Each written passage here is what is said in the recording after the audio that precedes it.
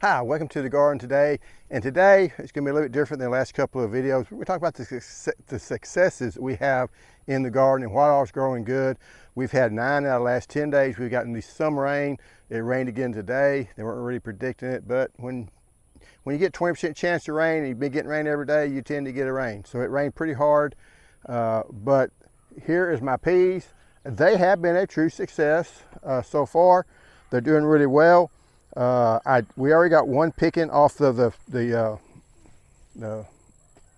cow peas. It's Mississippi silver skin cow peas. Like I say, they're loaded up. They're doing really good. The other success story we've had with these is, well, there we went. If I can find a market for stink bugs or for leaf-footed bugs, I can retire today. Because that's another thing we've been very successful at. You'll also notice another success that I've had is a pea curculio, and they make these little knobs in here, and you see one there. There's another stink bug. So these little bite marks are, I believe, the pea curculio. So, and again, here's some more leaf-footed, here's some more stink bugs. So if we can find a market for those, yeah, we can do really well. But anyway. Now I call them they're not actually purple hull, they are brown crowder peas. They're doing well. The beans over here, I need to pick them again. We picked them twice. They're the green blaze Hausnader beans, and I think we can get another. Yeah, you know, they're kind of loaded up. You can get down here and see them. Again, they're starting to get marked up, potted up by different things. Starting to get some diseases. But I think we will get another crop off of it. My okra, we planted it, got a really good crop, and yes, I'm gonna cut this stupid thing down finally.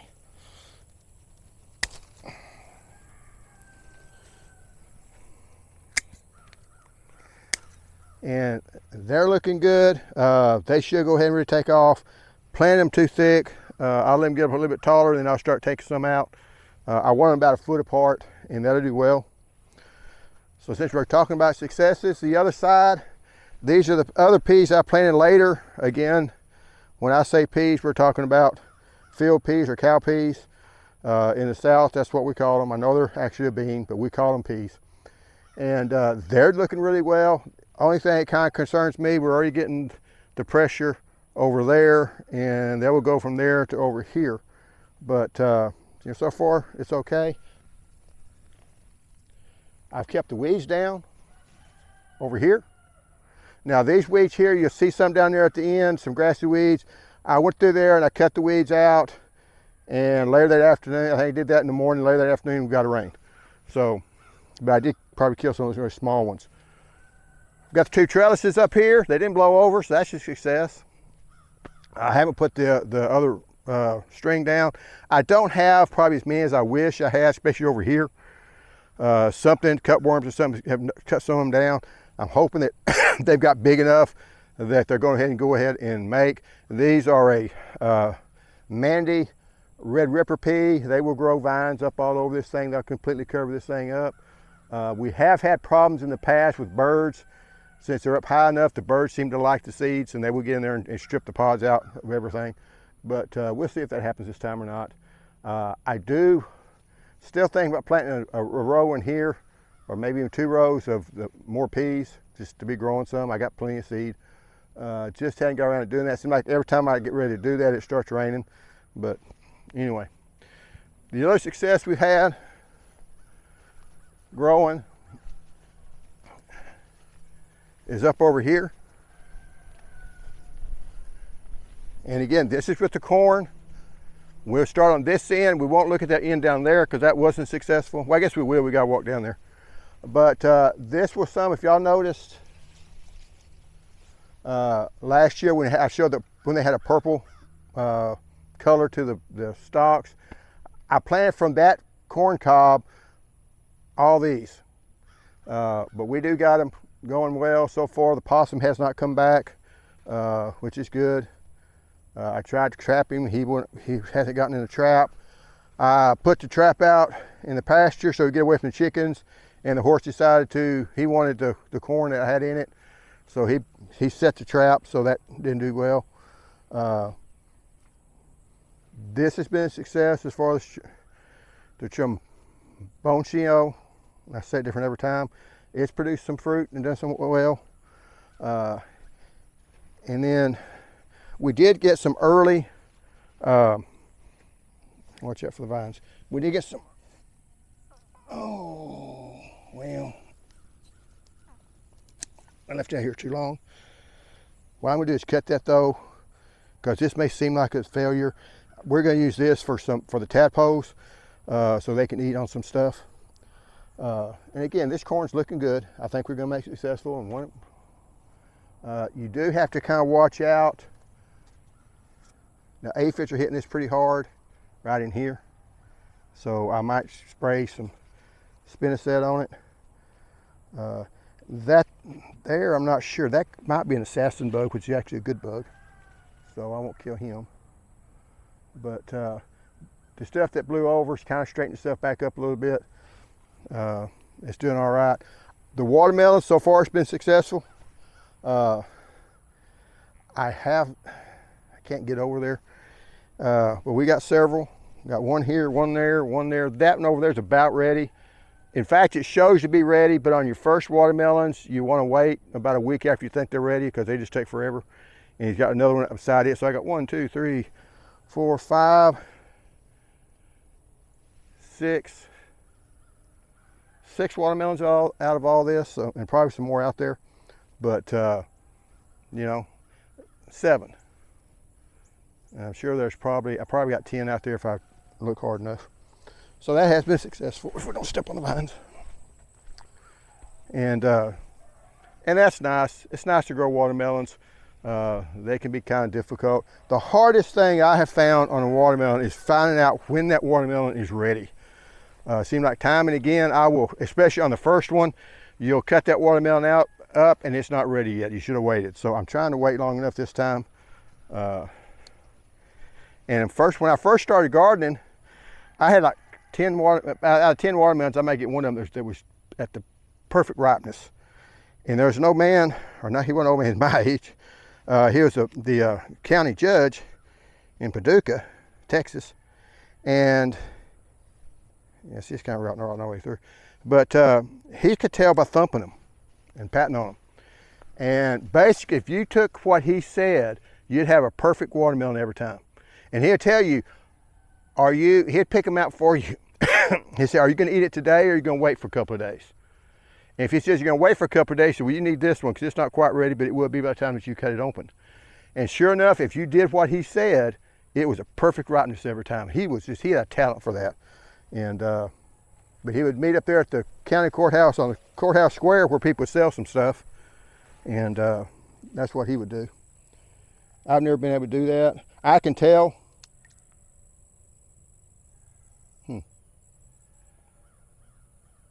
I think there's tadpoles in here. There was earlier.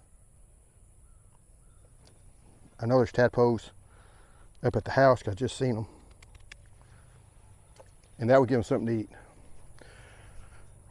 Another success that I've done this year, if you want to be able to grow tomatoes that split, if there's a market for that, those tomatoes are it, man. Almost every one of them split. If that's what you want, that's a success. I did have a successful tomato crop. We got a lot of tomatoes off of them. We gave some tomatoes away. Some people were supposed to even come and pick them up, and they never did come by.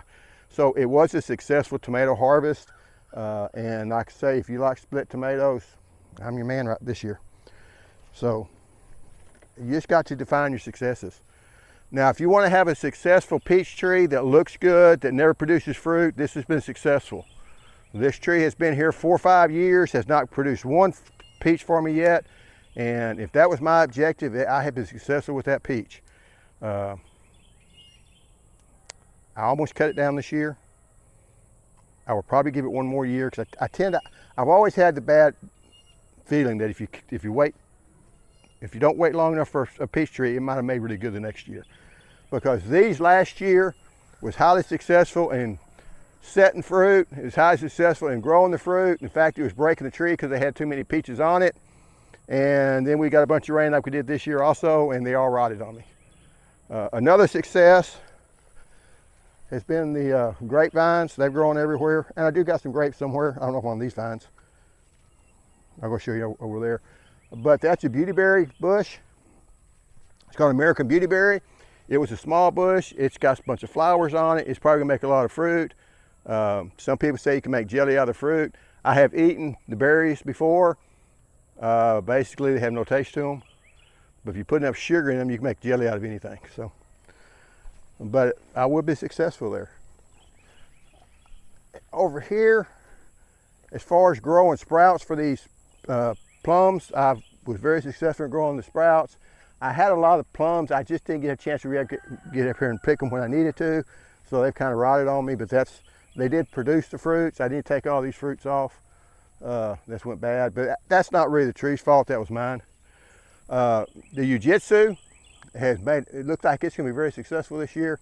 It's put on it's got a lot of citrus on it. It's a lemonade tree. Basically its name to fame is you can take it and make it easier to walk through here. And you can, when these things ripen, you can eat them just like you would with an orange, but they got a mild lemon flavor to them. They don't make good if you're gonna try to make, put lemon in teas or whatever, it's too mild of a flavor. But if you're gonna do them straight, they also make good lemonade. You have to add a little bit of sugar, but not near as much as you would regular sugar.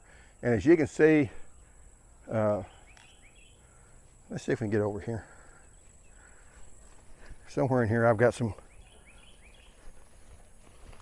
Now if you see me go to dancing, son, you know to run because it's a snake. I've also grew a crop of rats this year in the garden.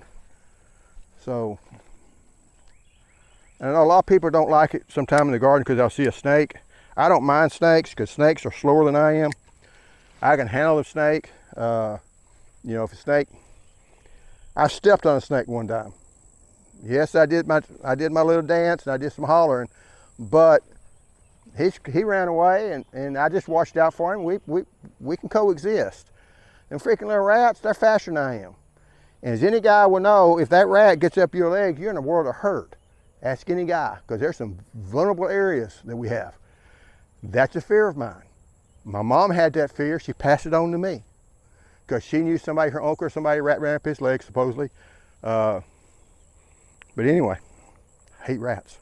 I do not believe in putting out poison for rats in the barn because you might have secondary poisoning until a rat ran across my foot. And then I changed my beliefs. So some of my beliefs are very hard beliefs. Some beliefs can change. I just seen, okay, here's the grapes over here. And like I say, they're not made yet, but they're going to. Now my idea, so that's a success. My idea is these T-posts, I was gonna put these T-posts in here and I was gonna run some wire and I was gonna do that 4 or 5 years ago and I haven't done it yet. I'm gonna have to do something. I've done a good job of growing a lot of sprouts for the blackberries. This here is a pumpkin blackberry sprout that's not supposed to be growing here. I need to cut it down and move it or give to somebody. There's the pumpkin blackberry. Overripe. When they're overripe, you don't want to look at them too close. Actually, I need to get this stuff in control. But, and then here's, I got some of the citrus has done well. We did have a really cold winter and it made it. I did get in here and cut that thing down. It's pokeweed. These berries here are poisonous from what I understand. My biggest fear is the fact that I know not to eat them, but when you got horses and things of that nature, they're not always that smart. So we'll walk through here and try not to fall down. I am going to be making a video, hopefully. Okay, here's why I came. I knew I came in here for some reason. Huh.